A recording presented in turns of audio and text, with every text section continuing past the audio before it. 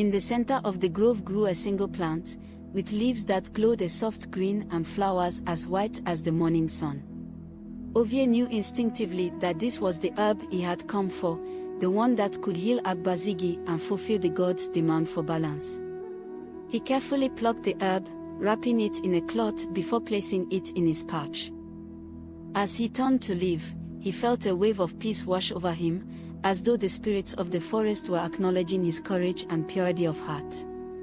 The journey back to the village was still dangerous, but Ovie felt the presence of his father and the ancestors guiding him. Ovie began his journey back to Gbazar-Nkwoegwu, holding the precious herb close, his senses alert. The evil forest, once terrifying and filled with unknown horrors, seemed quieter now. The shadows that had taunted him no longer followed, and the sinister fog had cleared. It was as if the forest itself had acknowledged his courage and purpose, parting to let him pass. Despite the newfound calm, Ovie knew he couldn't let his guard down. He moved carefully, one step at a time, listening to every sound, aware that the spirits of the forest could still test him. As he walked, he felt the weight of responsibility pressing on him.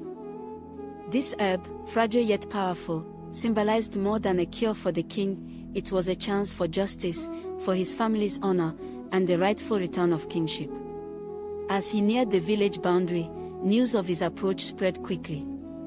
Villagers gathered along the path, whispers growing into murmurs, and murmurs into awe-filled exclamations. Ovie, the son of the slain heir, had ventured into the evil forest and returned alive. The old tales spoke of the forest as a place that swallowed men, a place where even the bravest had met their end. To see someone walk out unscathed was beyond their comprehension.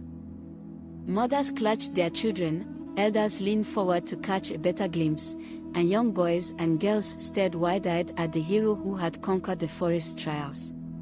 One of the village elders, a man with a long grey beard, named Oboro, stepped forward.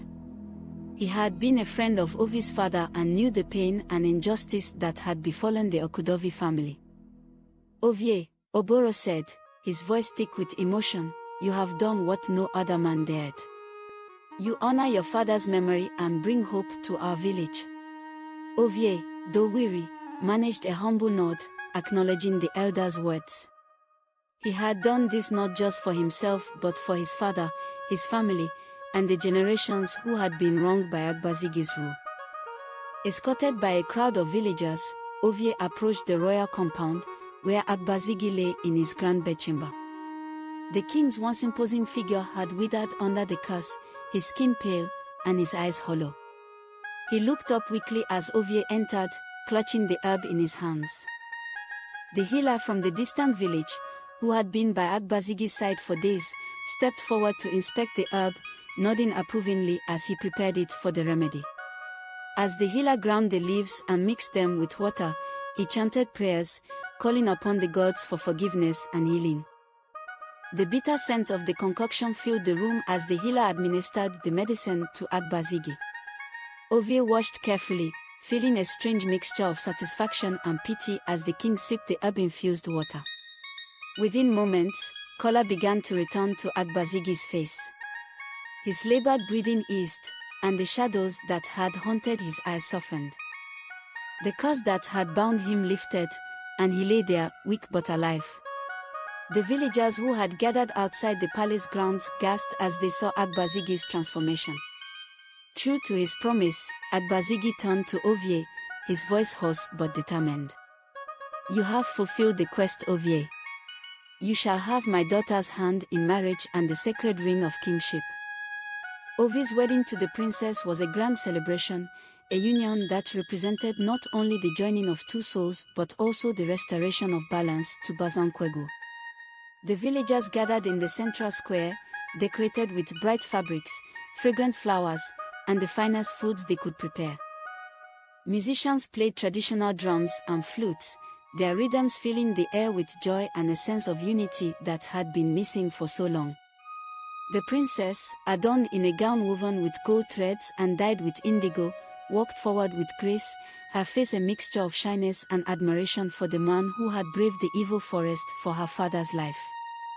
As she approached, Ovie felt a wave of gratitude and pride. He had been granted a future he never thought possible, marriage to a woman of such beauty and a role that would shape the future of Gbazar-Nkwoegwu. As part of the ceremony, Gbazigi presented Ovie with the sacred ring, a simple but powerful band carved with ancient symbols. When placed on Ovie's finger, it marked him as the king's successor and the rightful bearer of Gbazar-Nkwoegwu's legacy. The villagers cheered, their voices echoing through the village and beyond, a powerful reminder that justice and resilience could triumph even over the darkest forces. Ovie and the princess settled into their roles, balancing love with duty. Together, they worked to restore trust between the palace and the people, creating systems to ensure fair leadership and a council that could better represent each family's interests. Gbazar-Nkwoegwu entered a period of peace and prosperity, the scars of Agbazigi's oppressive rule fading with each passing season. During this time, Ovie and the princess had children who grew up under a fair and just household, learning the values of compassion and integrity. The people of Gbazar-Nkwoegwu looked up to Ovie, seeing him as not only their future king but as a symbol of hope and justice. But beneath the peace, the memory of Agbazigi's past deeds remained, a dark reminder of the lengths he had once gone to secure his power. Years passed, and Agbazigi, once restored to health, became increasingly bitter. Though he had given Ovie the ring and honored his promise, he resented seeing the people's loyalty shift toward his future son-in-law. The very man he had wronged so deeply, the one whose father he had murdered to steal kingship, now held the village's love and respect, a respect that had eluded Agbazigi even in his prime. This bitterness grew until it twisted into hatred. Agbazigi brooded in his chambers, plotting a way to regain control.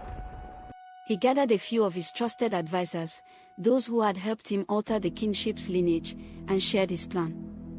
If Ovie could be made to lose the ring, the symbol of his right to rule, then Agbazigi could reclaim his authority. In a final desperate ploy, he called his daughter to his side. The princess, now a loyal wife to Ovie, initially resisted her father's request. She knew the ring was more than just a token, it represented the future stability of Gbazar-Nkwoegwu. But Agbazigi, cunning as ever, spun a tale of sentimentality, claiming he only wanted to see the ring for old time's sake, a relic of his own youth and power. He assured her that no harm would come to Ovie, that he merely wished to admire the ring one last time.